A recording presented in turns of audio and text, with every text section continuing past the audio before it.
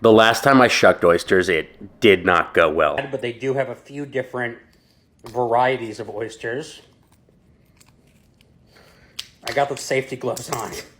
I was wearing safety gloves on both hands. I had no idea what to do with the knife. It was a disaster. So today, I'm gonna go learn how to shuck some oysters. Today I'm here at Fishtown Seafood in Philadelphia. They're gonna teach me how to shuck an oyster. Let's go.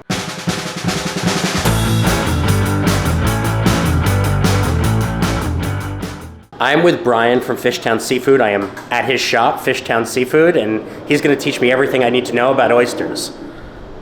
How's it going, Brian? It's going well. What do I need to know before I start shucking oysters? The first thing that we start with oysters is our flavor wheel. This is something I developed after almost 2 years of being open and all of my experience with oysters as well as what our customers were looking for. So we developed a flavor wheel that goes with taste, size, texture, finish, and then salinity scale and shucking level. Those are the things that customers are most interested in. So from taste is kind of the initial taste. So whether it's umami or briny, something sweet. Size, customers either like little petite or smaller oysters or sometimes even larger oysters. So then size. Texture is kind of is it firm, is it soft, is it silky? And then finish is the flavor that you get kind of on the back end of it. Really strong mineral, earthy, dairy, floral. For someone like me, I prefer something that is like umami with dairy or earthy. That's kind of the flavor profiles I like in an oyster, but people like different flavors and profiles in their oysters. Then we go to salinity scale. Oysters live in 5 parts to 35 parts per thousand salinity. So we test all of our oysters when they come in, and we test the salinity of oysters. So center of the bay, classic Chesapeake Bay oyster is about 15 to 18 parts per thousand salinity. Very oyster flavor, low in brine. And then a salt bomb is like 33 to 35 parts per thousand salinity. Wellfleets, Blue Points, those are oysters many people have heard of. Those are about 28 parts per thousand salinity. So at 28 parts per thousand salinity, it's kind of center of the fairway, very, very balanced. Briny, but not overly salty, not overly briny. And then shucking level, we take a ski slope approach to shucking level, beginner, intermediate, advanced, and expert. So for shucking at home, these are kind of all the things that you'll be looking for in an oyster. So the general geography, as well as the taste, size, texture, finish, salinity scale, and shucking level.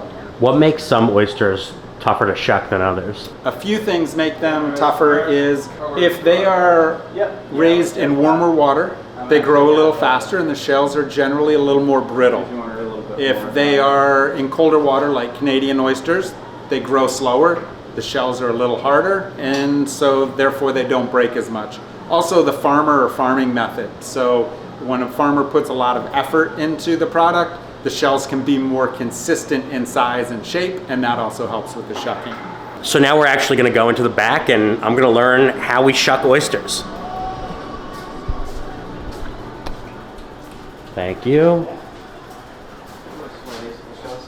All right, introduction to shucking an oyster. All oysters are the same anatomically. They have a bill, a belly or cup side, and a hinge.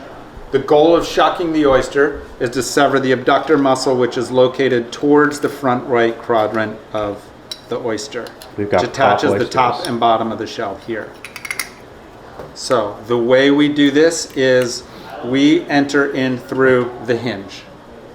That's the back. That's the back, exactly. This. And this is a real oyster. Now, this is a real oyster. A few things that you asked about what makes an oyster easier to shuck. This one here with a little bit of a witch's nose makes it a little more difficult because of the entry point, where this one here has a nice, visible, easy entry point, and the top side of the shell, the flat side of the shell, is nice and flat. And the witch's nose is that little hook. That little hook there. Gotcha. Exactly. When we shuck an oyster, the few things that you need are a stable flat surface, a towel, and an oyster shucking tool. I don't shuck with a glove. You can if you want, but this technique is a safe way of shucking oysters. I take the towel and I will fold the oyster into the towel, fold it over, making a nice little blanket over top of the oyster. Now, all oysters are like brakes on cars. They all work the exact same, but they feel just a little bit different.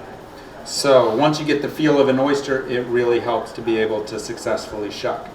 Again, we enter in through the hinge. It is about finesse, not about strength when shucking an oyster. If you go in too steep, the tool won't go in. If you go in too shallow is when you can actually get hurt. So what you do is you work your tool in between the top and bottom shell and just gently apply some pressure into the oyster. And just work your tool in. Depending on the oyster, you might need to go in just a little further. There I pushed a little too hard and went through, but that's all right. All the hard work is done. We clean our tool and slide across the top and sever the top abductor muscle. Beautiful, and that's... And from here, we clean out any little shell or debris that we might see. And then there's a couple different ways of severing the bottom abductor muscle. You can, like peeling an apple with a paring knife, or I like a little cutting technique. Now from there you can be done in slurp. I like to do a little Philly flip. It does not look as nice when you do the flip, but it does ensure that the abductor muscle is completely severed. The Philly flip. That means we have oysters.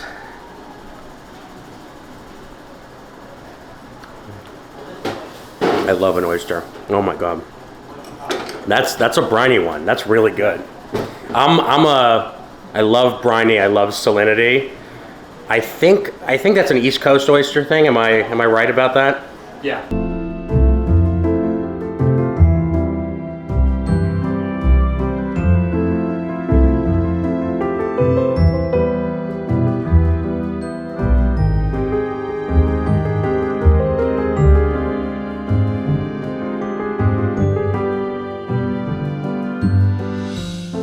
So I go in. This is the back. That's about the angle, yep.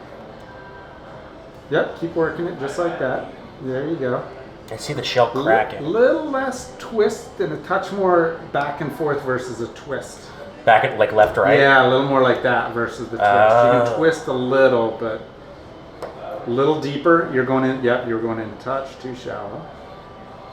There you go. Now you're getting it. Feel it's starting to go in a little bit? Yeah. Ooh. You need to be, you're a little too shallow. So a like little this? touch deeper. Yep. Now, there you go. Now try giving a little twist. I feel like I almost had it. Yes. There you go. Oh. Twist. That's beautiful. Now if you take that and shimmy across the top, you got to sever. You forgot to sever the top abductor muscle. Sever the top. Like that? Yeah.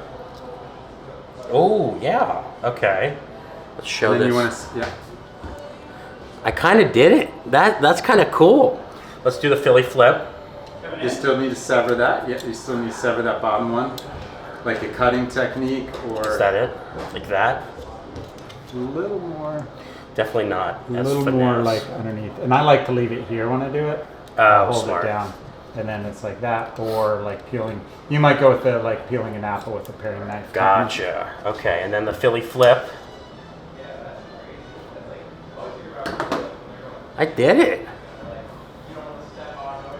Gonna shuck another oyster. Left, right.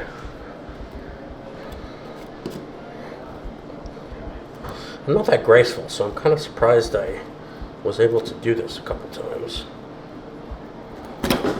All the way through, flip.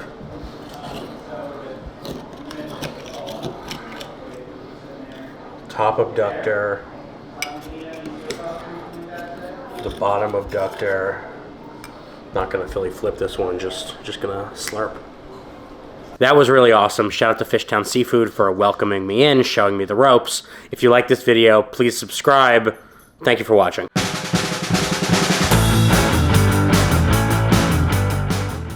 Cool little aside, they also have an automatic sushi rolling machine, which is really sick. I'm here with Jimmy, and he's gonna show me how it works. Yeah, so what it does, essentially you can choose whatever size sheet of rice you want. It'll print out a sheet of rice, and then reload it, and then you hit form, and it'll form it as a roll. Awesome. So here we go. So there's the sheet of rice. Put the seaweed on. Flip. This probably saves y'all a ton of time. Yeah, it does. The sesame seeds. Flip again. Get the salmon on there. So yeah, so load it up like so. Hit the form button. It forms a little roll. Oh, that's awesome. Does it cut it then? We have a guillotine that cuts it. Oh, wow. Yeah, so I can set that up real quick, but Yeah, that would be cool. alright, cool.